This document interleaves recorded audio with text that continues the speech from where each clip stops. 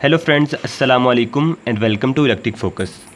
Friends, आज की इस वीडियो में मैं आपको एक ऑटो चेंज ओवर सर्किट बनाने का तरीका बताऊंगा। हमारे घरों में अक्सर जो चेंज ओवर लगे होते हैं वो मैनुअल होते हैं और साइज़ में काफ़ी बड़े होते हैं। आज आपको मैं बहुत ही सिंपल सा एक सर्किट बताऊंगा जिसे आप चेंज ओवर के तौर पर इस्तेमाल कर सकते हैं।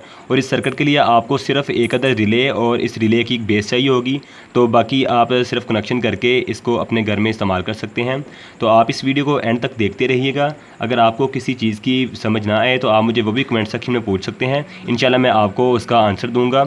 अगर आपने अभी तक मेरे चैनल को सब्सक्राइब नहीं किया तो आपसे रिक्वेस्ट है कि आप मेरे चैनल को पहले सब्सक्राइब कर लें और साथ जो बेल आइकन का बटन है उसे भी दबा दें, ताकि मैं जो ही कोई नई वीडियो लेके आऊँ आपको उसका नोटिफिकेशन मिल सके। तो अपनी वीडियो को शुरू करते हैं। तो इस वीडियो में जो मैं आपको रिले जो इस्तेमाल करने जा रहा हूँ इसमें, तो ये मेरे पास एक 14 पिन रिले है। तो इस रिले के बारे में एक मैं डिटेल से पहले वीडियो बना चुका हूं और उसका लिंक जो मैंने डिस्क्रिप्शन में दिया है। अगर आपको इस रिले की वर्किंग में कोई कन्फ्यूजन है तो आप मेरी वो वीडियो देख सकते हैं, जिसमें मैंने आपको एक एक्सपेरिमेंट के साथ इस रिले की वर्किंग बताई थी और इसके जो बेस के साथ इसको कनेक्शन किस तरह करते हैं। आज की जो वीडियो है वो सिर्फ इसमें हम बताऊँगा मैं आपको कि किस तरह से इसको आप चेंज ओवर के तौर पर इस्तेमाल कर सकते हैं।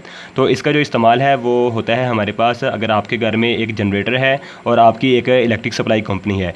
आपकी जब इलेक्ट्रिक सप्लाई कंपनी ऑफ होती है तो आपको जनरेटर ऑन करना पड़ता है और जनरेटर के साथ आपको चेंज ओवर सर्किट है उसे भी चेंज करना पड़ता है। तो अगर आप इस सर्किट को यूज़ करेंगे तो आपको जो ऑटोमेटिकली ये फंक्शन मिलेगा, यानी आपका जनरेटर जब ऑन होगा तो ऑटोमेटिकली आपका चेंज ओवर सर्किट वर्क करेगा, और जब आपका जनरेटर ऑफ होगा तो ऑटोमेटिकली आप अपनी सप्लाई कंपनी जो कि मीटर से आ रही होगी उस पर शिफ्ट हो जाएंगे। इसके अलावा अगर आपके पास डुअल एसी सप्लाई आ रही है, यानी कि आपके पास अगर 2 मीटर लगे हैं घर में, एक आपने किसी दूसरे फीडर से लिया है, एक दूसरा फीडर है एक अलग से, यानी अगर एक सप्लाई बंद होती है दूसरी ऑन होती है, तो उसके लिए भी आप यही सर्किट इस्तेमाल कर सकते हैं।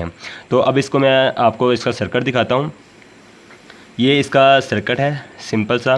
इसमें मेरे पास ये एक जनरेटर है, ये मेरे पास इलेक्ट्रिक सप्लाई कंपनी है जो कि हमारी कोई भी कंपनी हो सकती है सप्लाई की। जिस तरह मैं पाकिस्तान में बात करूं तो हमारे पास ये वापडा की एक सप्लाई कंपनी है।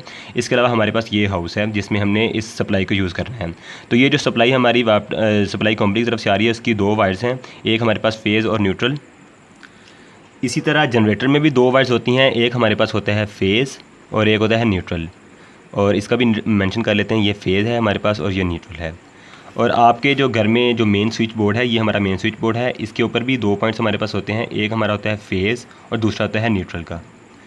तो जब हम अपनी सप्लाई कंपनी का जो फेज़ है इस फेज़ के साथ और न्यूट्रल जो है न्यूट्रल के साथ मिलाएंगे तो हमारा ये जो घर का लोड है ये सारा चलेगा हमारी इस मीटर के साथ, जो कि हमारा एक मीटर है, एनर्जी मीटर इसे कह लें, मीटर है।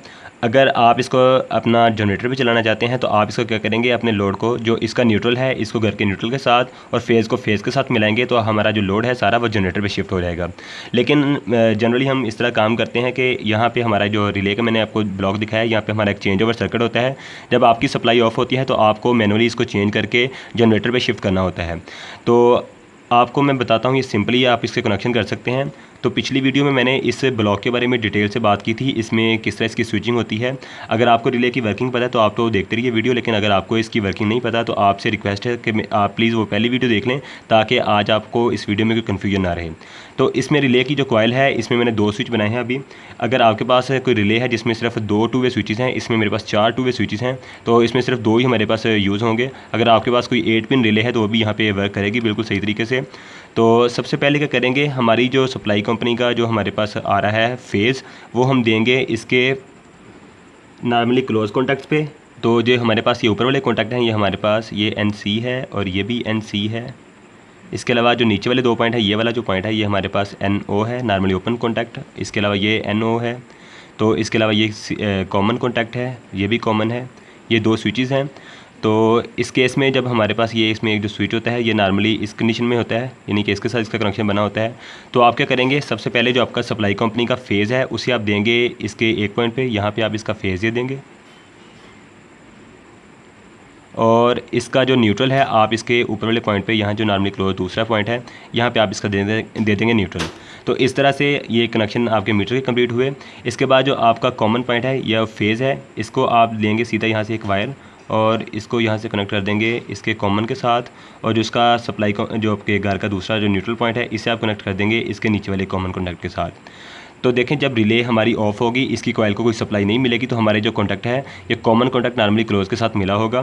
तो जिस तरह अभी इसमें रिले में देख सकते हैं, अभी इसकी जो कॉन्टैक्ट हैं, अभी जब हम इसकी रिले को कॉइल को सप्लाई नहीं देते तो इसके में ये जो कॉन्टैक्ट कॉमन है, ये वाला जो पॉइंट है ये भी मिला हुआ है इस पॉइंट के साथ। ये नॉर्मली क्लोज कॉन्टैक्ट है और ये हमारा है नॉर्मली ओपन कॉन्टैक्ट।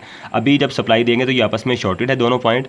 इस तरह हमारा जो रिले ऑफ है तो हमारा जो लोड है वह सारा का सारा चल रहा है इस तरह रिले ऑफ होने की वजह से हमारे इस मीटर के ऊपर जो हमारी ये सप्लाई का इधर से फेज़ आ रहा है और इसके बाद ये यहाँ से न्यूट्रल आ रहा है सप्लाई कंपनी का। तो आपका जो फेज़ और न्यूट्रल है इस तरह सेम घर को शिफ्ट हो जाएगा। इसमें कोई भी सिर्फ यहाँ पे एक स्विच है और स्विच ऑन है, वो स्विच तभी ऑफ होगा जब आपकी इस रिले की कॉइल को सप्लाई मिलेगी। तो अभी फिर लगा तो रिले की कॉइल को कोई सप्लाई नहीं मिली, तो इस तरह आपका जो घर का कनेक्शन है इस पर हमारा होगा मीटर के ऊपर। लेकिन जो ही आपकी सप्लाई ऑफ होती है तो आपको इसको चेंज करना पड़ता है इस जनरेटर के ऊपर। तो उसके लिए आपको क्या करना पड़ेगा, इस जनरेटर का जो फेज़ है उसको आप कनेक्ट करेंगे। इसके जो हमारे पास दूसरा कनेक्शन है इसका नॉर्मली ओपन कॉन्टैक्ट जो है, इसका जो फेज़ है उसे आप लेंगे यहाँ से और फेज़ को आप कनेक्ट कर देंगे इस पॉइंट के साथ।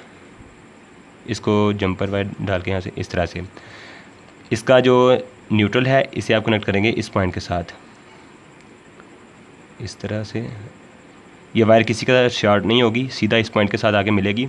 तो इसी ड्राइंग रफ हो गई है तो आप प्लीज़ इग्नोर कीजिएगा, इसको समझने पे आप कंसंट्रेट करें। तो अगर आपको किसी बारे में किसी चीज़ की समझ नहीं आएगी तो आप मुझे कमेंट सेक्शन में पूछ सकते हैं, मैं इंशाल्लाह आपको वो क्लियर कर दूंगा किस तरह से ये काम करेंगे सारा। इसके बाद जो हमारी रिले की कॉइल है उसको भी आप सप्लाई देंगे इन्हीं दो पॉइंट से, या आप इस तरह दे लें सिंपली।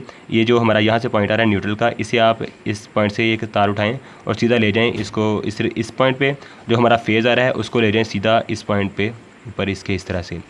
तो होगा क्या, जब हमारी सप्लाई ऑफ होगी तो जनरेटर हमारा ऑन होगा। जनरेटर के ऑन होने से इसकी जो सप्लाई है वो जाएगी इस रिले की कॉइल को। रिले हमारी ऑन हो जाएगी और इसकी जो कॉइल है इसके कॉन्टैक्ट को चेंज कर देगी। यानी जो पहले ये जो कॉन्टैक्ट थे नॉर्मली क्लोज कॉन्टैक्ट, जो कॉमन पॉइंट है पहले नॉर्मली क्लोज के साथ मिला हुआ था, अब ये कॉन्टैक्ट की मूवमेंट होगी और ये कॉन्टैक्ट जो है अभी नॉर्मली ओपन के साथ मिलेगा आके। ये भी कॉन्टैक्ट चेंज होगा उसी वक्त में और सेम उसी वक्त में ये भी कॉन्टैक्ट चेंज होगा। तो जब कॉन्टैक्ट चेंज होगी तो हमारी सप्लाई कंपनी से ये इसका कनेक्शन हट के हमारा जनरेटर पर शिफ्ट हो जाएगा। तो ये जो हमारा लोड है इससे डिस्कनेक्ट हो गए इस पे शिफ्ट हो जाएगा जनरेटर पे और लोड चलता रहेगा। जब भी आपका जनरेटर ऑफ होगा इस रिले की कॉइल भी ऑफ होगी और रिले की कॉइल की सप्लाई बंद होगी, तो ये जो कॉन्टैक्ट है दोबारा फिर पहली कंडीशन में जो मैंने आपको कनेक्शन बताया था उस तरह कनेक्शन बन जाएंगे और आपका जो लोड है वो चलता रहेगा। तो ये सिंपल सी इसकी वर्किंग थी। आप इसको अपने घर में लगा सकते हैं इस कनेक्शन को। इसके आप डायरेक्ट इस पर सप्लाई के कनेक्शन नहीं करते, इस मकसद के लिए आपको ये बेस यूज़ करनी पड़ती है। बेस के ऊपर भी इसी तरह से कनेक्शन की जो नंबरिंग की गई है आप ये देख सकते हैं। इसके ऊपर इसके जो बॉटम व्यू है इसका कि किस तरह से इसके कनेक्शन करेंगे, सारी इस पे ऊपर डायग्राम बनी हुई है सारी। इस तरह जो नंबरिंग है वो सेम इसकी बेस पे भी की गई है। आप इस नंबरिंग को देखते हुए अपनी जो कनेक्शन है उसको कर सकते हैं। इसके अलावा अगर आपको कोई अभी भी कन्फ्यूजन है तो आप मुझे कमेंट सेक्शन में ज़रूर पूछिए, क्योंकि अगर आप नहीं पूछेंगे तो मुझे ये लगेगा आपको ये वीडियो समझ आ गई है। तो कोई भी डाउट हो तो उसके बारे में मुझे पूछिए, मैं आपको इंशाल्लाह क्लियर करूँगा। तो वीडियो अच्छी लगने की सूरत में इसे प्लीज़ लाइक कीजिए और अपने फ्रेंड्स के साथ शेयर कीजिए। अगर आपका कोई भी क्वेश्चन है तो मुझे ज़रूर पूछिए, और अगर आप इस तरह की मज़ीद वीडियो देखना चाहते हैं तो आप मुझे रिक्वेस्ट कर सकते हैं कि मैं आपको कोई वीडियो बना के अपलोड करूँ और मेरे चैनल को विज़िट करें। तो तब तक के लिए थैंक यू, अल्लाह हाफिज़।